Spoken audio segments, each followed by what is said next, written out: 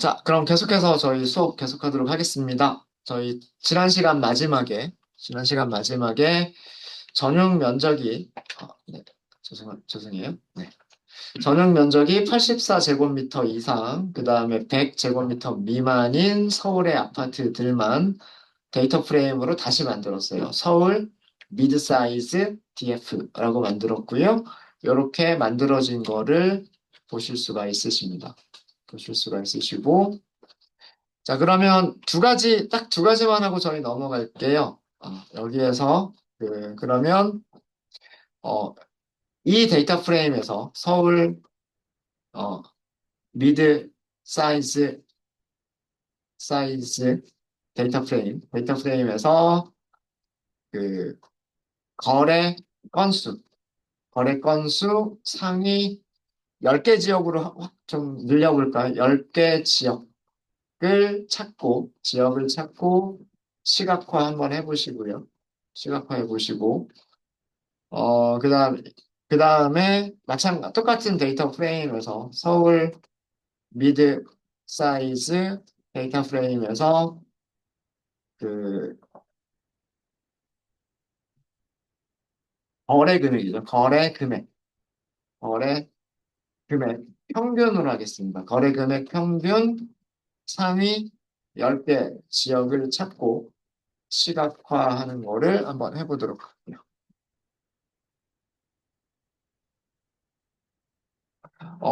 이 지역들을 찾아야 되기 때문에 구별로 정리된 자료가 또 있어야 될 거예요.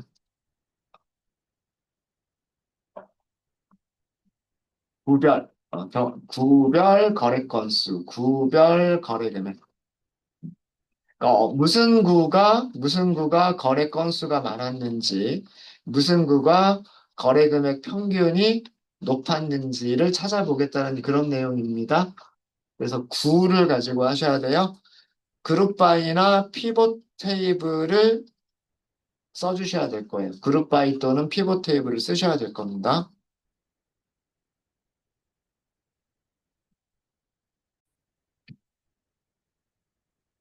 어, 거래 건수 상위나 거래 금액 평균 상위 10개 지역을 찾으려면 거래 건수를 찾아야 되고요. 거래 금액 평균도 찾아야 돼요.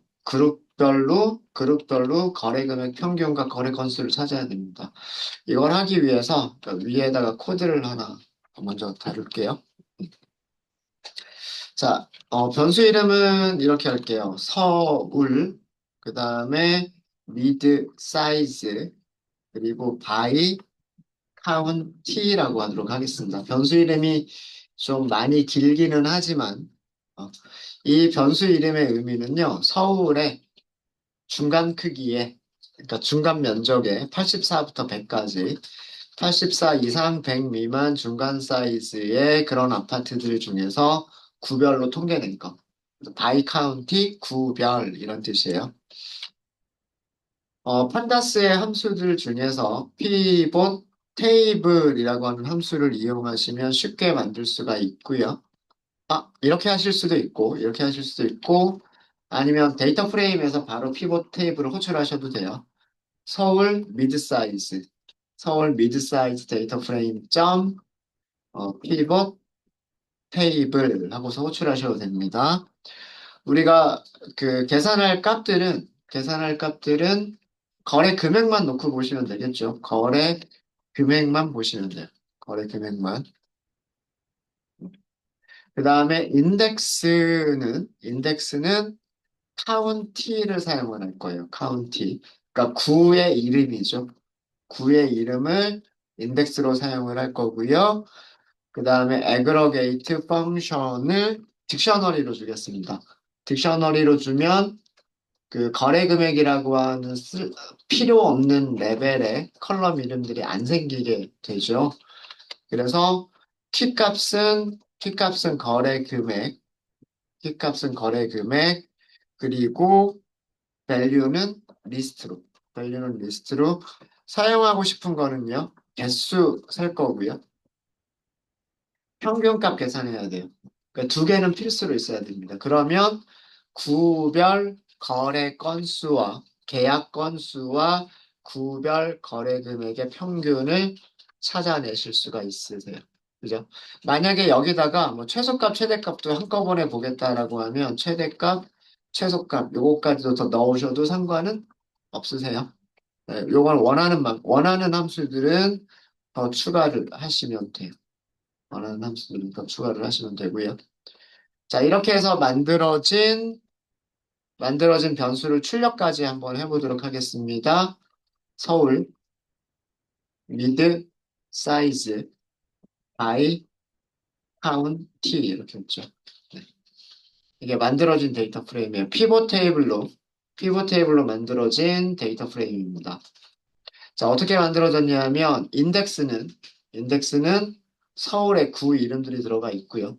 서울의 구 이름들이 들어가 있고, 어, 지난 4월에 한 달 동안의 거래 건수들입니다. 한 달 동안의 계약 건수들이고요. 그 다음에 거래 금액의 최대값, 거래 금액의 평균, 거래 금액의 최소값이 표시가 되어져 있습니다. 그쵸? 강남구 같은 경우를 보시면은요, 여기가 만원 단위죠. 만원 단위이기 때문에, 어, 한번 얼마인지 볼까요? 만 원, 10만 원, 100만 원, 1000만 원, 억, 10억. 38억, 1000만 원. 38억, 1000만 원이 강남구에서 거래가 된 최대 가격이고요. 최대 가격이고, 어, 그런 반면에 최소 가격은 14억이에요. 14억. 14억이고, 그리고 평균은 27억 3,350만 원이 평균입니다. 강남구에서. 강남구에서. 반면에, 강동구 같은 경우에는 아파트 매매 가격의 최대는 20억.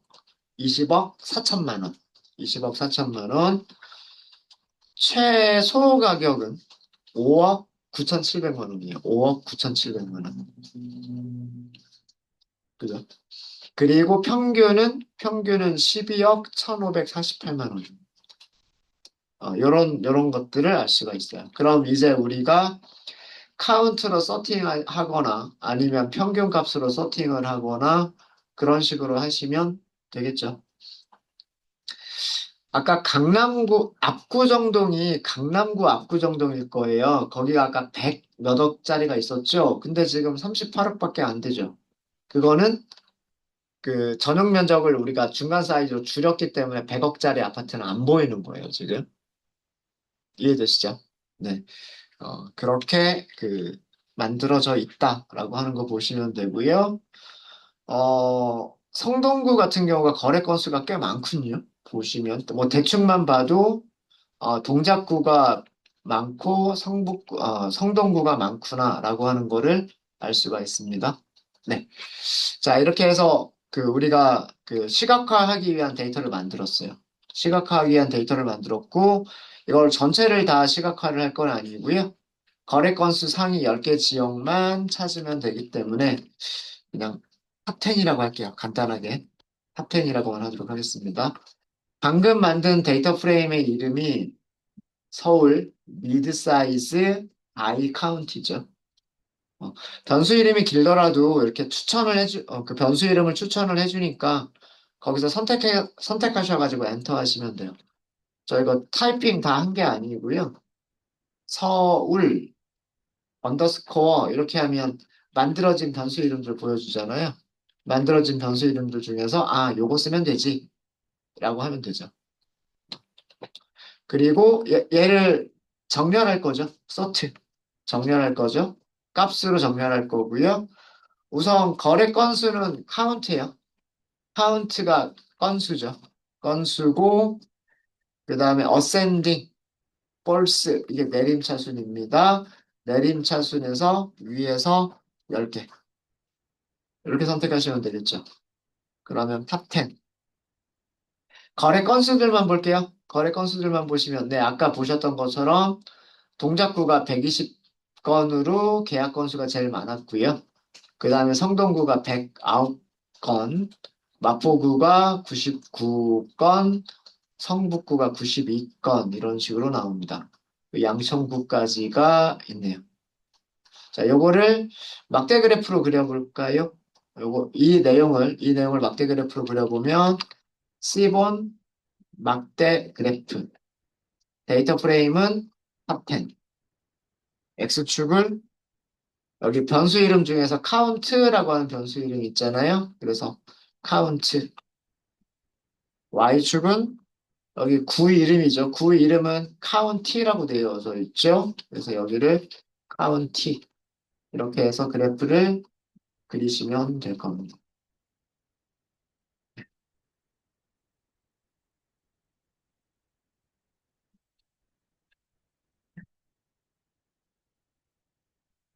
거래 건수가 서울에서 거래 건수가 많았던 지역은 동작구, 성동구, 마포구예요.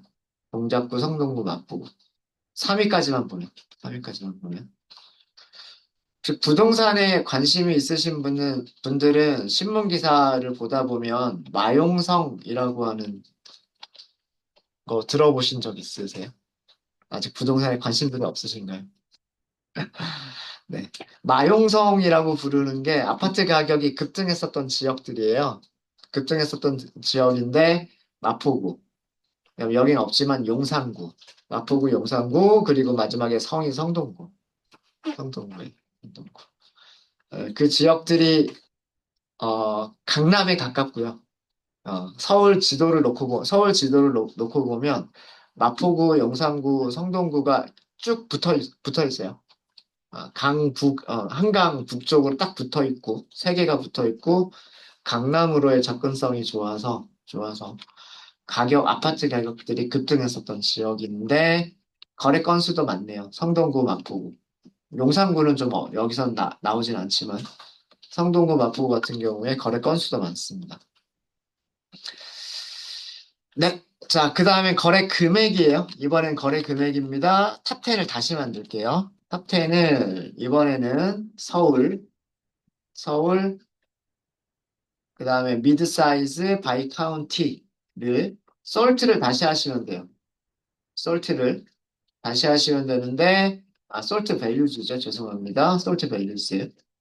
이번에는 컬럼을 평균 가격, 평균 가격으로 솔트를 하시면 되고요. 여기서도 ascending, false. 그럼 내림차순이에요. 그리고 앞에서 10개를 선택하겠다라고 하시면 10개. 자, 이번에는 조금 다른 데이터들을 보여줄 거예요. 강남구, 영상구, 송파구 순서로 나오죠. 강남구, 영상구, 송파구 순서로 나오는데 이 순서는 평균을 내림차순했기 때문에 그렇습니다. 평균을 내림차순한 거예요. 네. 자, 그러면 이거를 시각화하면은요. 역시 막대 그래프가 가장 적당할 것 같아요. 데이터 프레임은 탑10. X축은 이번에는 평균 가격. 그리고 Y축은 카운티. 이렇게 하셔가지고 pst.show를 하시면 될 것 같습니다. 강남구 아파트의 평균 가격이 압도적으로 높죠. 84 이상 100 미만의 아파트들만 선택을 했는데 강남구가 압도적으로 높고요. 용산구가 그 뒤 두 번째고요. 송파구, 성동구, 마포구. 아까 말씀드렸던 마포구, 마용성에 해당하는 마포구, 성동구가 여기 이렇게 들어가 있고요. 어, 용산구 여기 들어가 있죠. 용산. 아파트 평균 가격들이 굉장히 높습니다. 그러니까 강남구 제외하고요. 강남구 제외하고 보면 용, 성이 굉장히 높습니다. 강남 상구에 해당하는 뭐 송파구나 서초구, 여기 서초구는 없군요. 서초구가 또 의외로 없네. 이런 내용들을 보실 수가 있으시고, 25억, 그 다음에 여기는 15억이 넘는 부분이죠. 15억이 넘고, 여기까지가 15억, 양천구까지가 평균 대략 한 15억 정도가 되는 것 같군요. 그 다음에 광진구, 동작구, 영등포구는 10억에서 15억 사이인 것처럼 보입니다. 네. 이렇게 집값들이 너무 비싸서 집 마련하기가 너무 힘들죠. 자가를 하기가. 네. 네, 이런 내용들을 저희가 살펴봤습니다. 혹시 여기까지 질문 있으십니까? 질문 있으세요? 그럼 전국 각지에 대한 것도 비슷하게 하실 수 있으시겠죠? 전국 각지에 대한 것도 서울 아파트 가격만 분석을 해봤는데 전국 아파트 가격도요. 전국 아파트 가격 분석도 비슷한 방법으로 하실 수가 있으실 것 같아요. 여기서는 구별로 볼 필요는 없어요. 전국은 구별로 하면 너무 많죠. 너무 많으니까 구별로 하실 필요 없고 광역 시도별로만 하시면 됩니다. 우리가 만들어둔 변수 중에서 프로빈스라고 하는 변수가 있었죠. 그래서 광역 시도별로 광역 시도별로만 그룹 바이를 하시거나 피벗 테이블 만드셔가지고 비슷하게 하시면 될 것 같아요. 그래서 처음에는 서울시에서 했었던 것처럼 서울시에서 했었던 것처럼 조건 주지 말고요. 조건 주지 말고 어, 피벗 테이블 만드실 때 거래 금액으로 만드시고 인덱스를 프로빈스 그게 광역시도죠. 광역시도별로 인덱스를 만드시고 그 다음에 거래 금액의 뭐 평균값이나 개수 같은 것들을 세보시면 될 거예요. 첫 번째로는 그렇게 한번 해보시고 그 다음에 두 번째는 이번에는 서울이 아니라 전국에서 아파트에서 그죠? 전국에서 아파트의 전용 면적이 84 이상 100 미만인 부분 집합을 찾고 그 다음에 여기 우리가 이번 시간에 했었던 것처럼 비슷한 작업 피벗 테이블 만들어 가지고요. 피벗 테이블 만들어서 광역 시도별 광역 시도별 거래 금액 여기 인덱스를 카운티가 아니라 프라빈스로 한번 해주시면 되겠죠. 어. 데이터 프레임은 아파트로 하시면 되고 아니면 아파트 미드 사이즈라고 하시면 되고 밸류는 거래 금액 찾으시면 되고 인덱스는 프로빈스 이용하셔가지고 똑같은 작업 해주시면 돼요.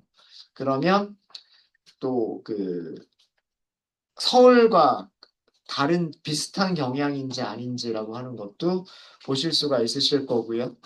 어느 지역이 뭐 당연히 서울이 평균 가격도 높을 거는 당연할 거예요.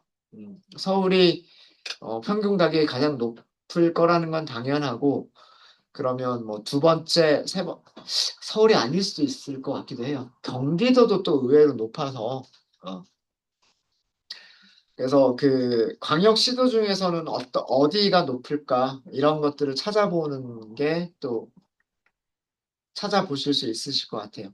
그거는 그냥 여러분들께 놔둘게요.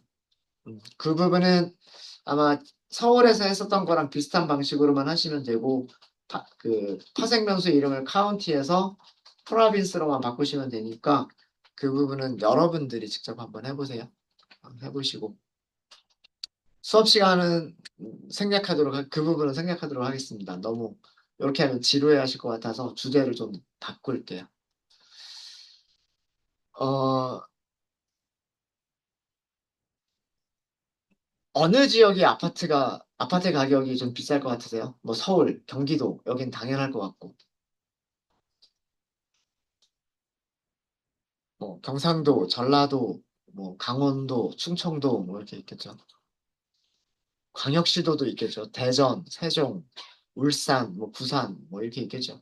광주 뭐 이렇게 있겠죠. 아마 세종시가 의외로 또 높을 수도 있어요. 왜 그러냐면 정부 부처들이 세종시로 많이 내려가 있죠. 어. 그리고 또 그 정권 바뀌면서 모든 정부 부처랑 국회까지도 세종으로 옮긴다라는 지금 계획이 있어서 그죠? 네. 그러니까 행정부의 기능과 국회 기능까지도 지금 세종으로 옮긴다라는 그런 계획이 있어가지고 세종시가 더 들썩이고 있지 않을까라는 그런 생각이 있어요. 그래서 뭐 4월달 자료는 사실은 그 뭐 정권이 바뀌기 전이긴 하지만 뭐 어쨌든 그 어느 지역이 높을지, 가격이 높을지, 평균 가격이 높을지 이런 것들 아마 찾아보시면 그런 지역들을 보실 수 있으실 겁니다. 네. 뭐 서울, 경기, 세종, 뭐 경상도 쪽이 또 높을 수도 있고 네. 등등 네. 그런 내용들을 아마 찾으실 수 있으실 거예요. 그래서 꼭 한번 찾아보세요. 여러분들 꼭 찾아보셔야 됩니다. 네.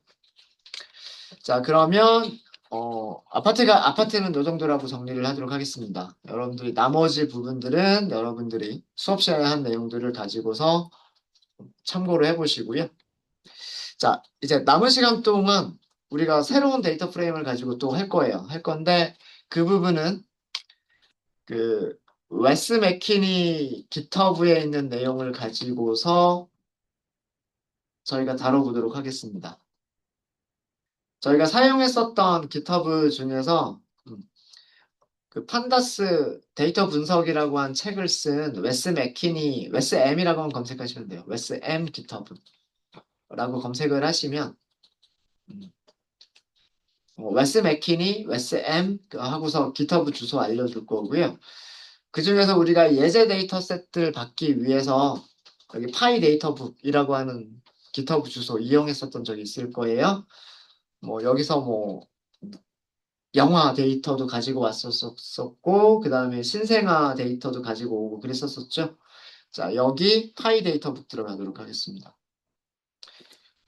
파이, 여기 주소는요. 주소는 github.com wsm 파이 데이터북 이렇게 돼 있어요. 이렇게 돼 있고, 혹시 못 찾으신 분 계세요? 다 찾으셨죠? 찾으셨죠? 데이터 세츠 폴더 들어갈게요. 데이터 세츠. 우리가 한번 사용했었던 데이터이기는 한데, 무비 렌즈라고 하는 게 있어요. 무비 렌즈. 무비 렌즈. 무비 렌즈에는 파일이 세 가지 종류의 파일이 있습니다. 요거 한번 설명드렸던 적 있어요. 우리는 무비즈만 봤었죠. 무비즈만 봤었고요. 값들이 뭘로 구분되어져 있는 콜론 두 개로 구분되어져 있는 일정 CSV 파일의 변종이다라고 말씀을 드렸었어요. 기억나시죠? 기억나시죠? 우리는 요 무비스 데이터 DAT라고 하는 파일만 사용을 했었는데 여기에 다른 것들이 더 있어요. 레이팅스 DAT라고 하는 것도 있고요. 너무 커서 안 보여준다고 하죠. 이게 아마 100만 개가 넘을 거예요. 아마 행의 개수가. users.dat도 있다라고 되어 있죠. users.dat도 값들이 콜론 두 개로 구분이 되어져 있습니다. 컬론 두 개로 구분이 되어져 있고요. 그리고 무비스처럼 데이터 프레임에 컬럼 이름들이 없어요. 첫 번째 줄부터 바로 데이터가 시작이 됩니다. 파일에 주석 없어요. 파일에 주석 없고 건너뛸 행들 없고요. 파일에 컬럼 이름도 없어요. 데이터부터 바로 시작합니다. 세 개의 파일이 전부 다 그렇게 만들어져 있어요. 세 개의 파일이 전부 다 그렇게 만들어져 있고요. 밑에 설명을 조금 더 읽어보면요. 이런 내용들이 있어요. 뭐 여기서 가져온 거다. 뭐 그런 게 있고. ratings라고 하는 파일에 대한 설명이에요. ratings에 대한 파일에 대한 설명인데, 컬럼이 하나, 둘, 셋, 네 개예요. 네 개의 컬럼이 뭘로 구분되어져 있다? 컬론으로 구분되어져 있다. 고요. 첫 번째 컬럼은 유저 아이디. 두 번째 컬럼은 무비 아이디, 세 번째는 레이팅, 네 번째는 타임 스탬프라고 되어져 있고 유저 아이디는 그냥 일련 번호예요. 숫자예요, 숫자. 그러니까 1번, 2번, 3번, 4번. 그러니까 우리가 뭐 로그인 할 때 사용하는 문자로 되어져 있는 아이디가 아니고요. 그런 거를 가려버린 거죠. 그냥 숫자로만 해버리면 누군지 모르잖아요. 그래서 그냥 숫자로만 이루어진 일련 번호. 그게 유저 아이디고요. 무비 아이디도 숫자로만 이루어져 있어요. 1번부터 3952번까지 숫자로 이루어져 있어요. 얘가 연결이 돼요. 그다음 요건 나중에 말씀드릴게요. 레이팅스는 별 5개 스케일의 숫자다라고 되어져 있어요. 그러니까 우리 별점으로 주잖아요. 별점. 음. 그러니까 1개부터 5개까지. 별 5개가 제일 점수가 높은 거겠죠. 그러니까 일반 사용자들의 평점인 거예요. 여러분들 요즘 OTT 많이 보시니까 뭐 넷플릭스나 아니면은 뭐 왓챠나 뭐 이런 데에서 별점 주잖아요, 별점. 그 별점들이 공개되죠. 그죠? 그 별점들이란 얘기예요, 별점들. 세 번째 컬럼이. 그리고 뭐 별점이 1개부터 10개까지가 아니라 1개부터 5개까지. 그러니까 1점부터 5점까지 있다는 얘기예요. 1점부터 5점까지. 그 다음에 타임스탬프는 시간이에요. 그 사용자가 별점을 준 시간입니다. 시간인데 여기는 연, 월, 일, 시, 분, 초가 아니라 타임스탬프라고 하는 독특한 숫자로 만들어져 있어요. 그냥 시간 정보구나 정도로만 생각하시면 돼요. 시간 정보구나 정도로만 생각하시면 돼요. 그래서 이렇게 5개의 컬럼을 가지고 있고요. 아까 제가 무비 아이디 설명드린다 그랬죠. 그러니까 이게 무슨 뜻이냐면 몇 번 유저가 몇 번 영화에 번호 몇 번을 가지고 있는 영화에 별점을 몇 개를 주었다 이런 뜻이에요. 그리고 언제 이런 뜻이에요. 언제. 이해되셨죠? 자, 이런 내용이고요. 그러면 여기 있는 무비 아이디는 밑에 보시면은요. 밑에 보시면 무비스는 조금 이따 볼게요. 유저스라고 하는 DAT 파일에 대한 설명이에요. 두 번째는 어, 첫 번째는 레이팅스라고 하는 파일에 대한 설명이었었고요. 두 번째는 유저스라고 하는 그 파일에 대한 설명이에요. 유저스는 컬럼이 몇 개가 있냐면 하나, 둘, 셋, 넷, 5개의 컬럼을 가지고 있어요. 유저 아이디, 성별, 이름, 그리고 직업, 우편번호 이렇게 가지고 있는 거고요. 그러니까 레이팅스에서 여기 유저 아이디가 있잖아요. 유저 아이디가 숫자로 이루어져 있죠. 같은 숫자를 유저스의 유저 아이디에서 찾으면 남성인지 여성인지 연령은 몇 살인 나이는 몇 살인지 직업은 무엇인지 우편번호는 사는 곳이잖아요. 그죠? 사는 지역을 알 수가 있어요. 그러니까 정확한 주소는 가려버린 거예요.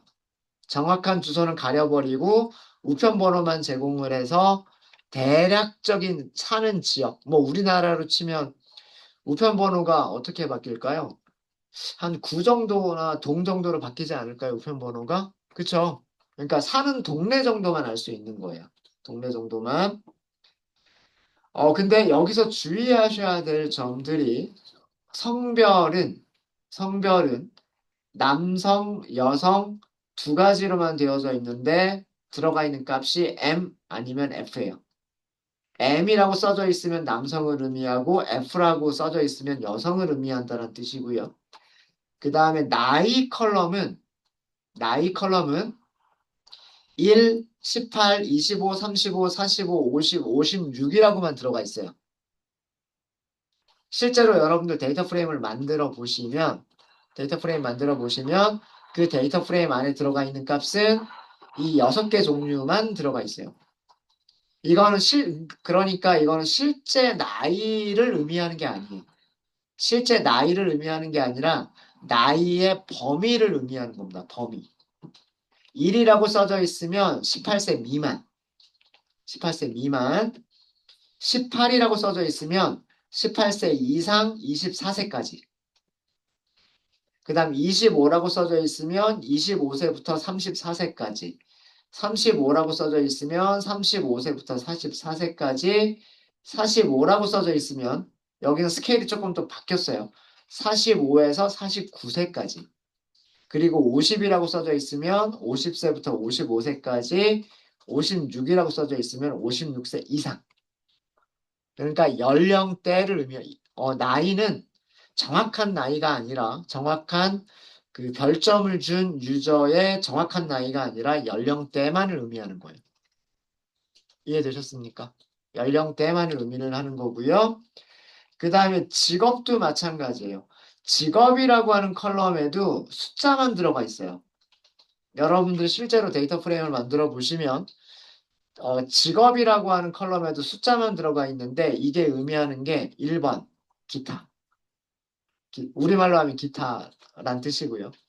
기타 등등 그러잖아요. 숫자 1은 아카데믹 에듀케이터니까 이거는 뭐 교수나 교사 이런 걸 의미하는 거고요. 2는 아티스트니까 예술가를 의미를 할 거고 3번은 혹시 이 단어 뭔지 아시는 분 계세요? 전 모르겠어요. 영어 잘 못해서. 어드민이니까 관리자란 뜻인 것 같아요. 관리자. 그런 뜻이고 4는 대학이나 대학원 학생이란 뜻이에요. 대학이나 대학원. 그레주에이트 스쿨 그러면은 대학원을 의미하기 때문에 대학이나 대학원에 그 지금 적을 두고 있는 학생이란 뜻이고 등등등. 그래서 이런 숫자들이 의미하는 거는 직업 역시 마찬가지로 직업군을 의미를 하는 거예요. 직업군을 의미하는 거고 전부 21개의 직업군이 있는 거래요. 0번부터 시작해서 20번까지 있으니까 21개의 직업군이 있는 겁니다. 그래서 직업군별 뭐 어떤 통계 값들도 알아낼 수가 있겠죠. 뭐 그런 자료들이 있다라고 하는 거예요. 그런 자료들이 있다. 그 다음에 마지막 무비스라고 하는 데이터 파일에 대한 설명이에요. 무비스라고 하는 데이터 파일에 대한 설명인데 요거는 우리가 한번 봤었죠. 무비 아이디, 그다음 타이틀, 장르즈 컬럼 3개밖에 없었죠. 음. 1, 2, 3, 4, 5, 6이라고 하는 무비 아이디. 그 다음에 타이틀은 영화 제목, 장르즈는 장르들이란 뜻이고 이 타이틀은 IMDb 사이트에서 제공되어지는 영문 이름을 썼다는 얘기예요. 그러니까 국가별로 해당 언어의 제목은 조금 다를 수 있잖아요. 근데 IMDb에서 영문으로 제공되어지는 이름을 사용했다라는 얘기고, 그 다음에 영화 개봉 연도가 포함이 되어져 있다라고 되어져 있어요. 그래서 그 괄호 안에 있는 숫자가 영화 개봉 연도였었잖아요. 그래서 영화 개봉 연도라고 하는 게 들어가 있다. 그 다음에 장르는 이런 장르들이 있어요. 장르들은 문자열로 이루어져 있습니다. 뭐 액션, 어드벤처, 애니메이션부터 제일 마지막에 웨스턴까지. 이게 영화 장르에서 사용되어진 문자열이에요. 그러니까 아무 문자열이나 들어가 있는 건 아니고요. 이 카테고리에 있는 영화 장르들만 장르즈 안에 뭘로 연결이 되어져 있다? 타입으로 구분되어져서. 타입 세퍼레이티드 이렇게 되어 있잖아요. 우리 수업 시간에 이거 해봤었죠. 그죠? 잘라가지고 장르들 만드는 거 했었잖아요. 그쵸? 타입으로 세퍼레이트 된 장르들이 있다라는 뜻이고 이게 장르 종류들이에요.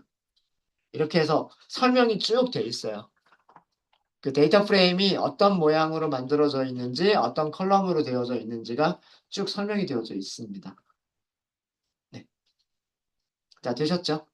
자, 여기에 있는 파일들을 이용해서 만들 거예요. 여기에 있는 파일들을 이용해서 만들 거고요. 자, 우선 여기 무비스부터 먼저 좀 볼게요. 무비스를 먼저 좀 보도록 하겠습니다. 이렇게 보이죠? 여기 로라고 하는 버튼 있죠? 로. 여기 오른쪽 클릭. 그 다음에 링크 주소 복사. 아, 우리 파일을 안 만들었군요. 파일부터 새로 만들게요. 죄송합니다. 데이터 프레임 설명드리다 보니까. 어, 파일 만드는 거 다음 시간에 할까요? 자, 데이터 프레임까지만 설명을 드렸고요. 데이터 프레임까지만 설명을 드렸고, 이 세 개의 데이터 프레임을 합쳐가지고 데이터 분석을 할 거예요. 그러니까 영화 제목도 있고, 영화 장르도 있고, 별점도 있고, 그 다음에 별점을 남성이 줬는지 여성이 줬는지 몇 살이 별점을 준 건지 이런 정보까지를 전부 다 합친 다음에 분석하는 거를 해보도록 하겠습니다. 아셨죠? 네, 그럼 문제에 대한 소개만 드렸고요. 저희 15분 정도 쉬었다 하도록 하겠습니다.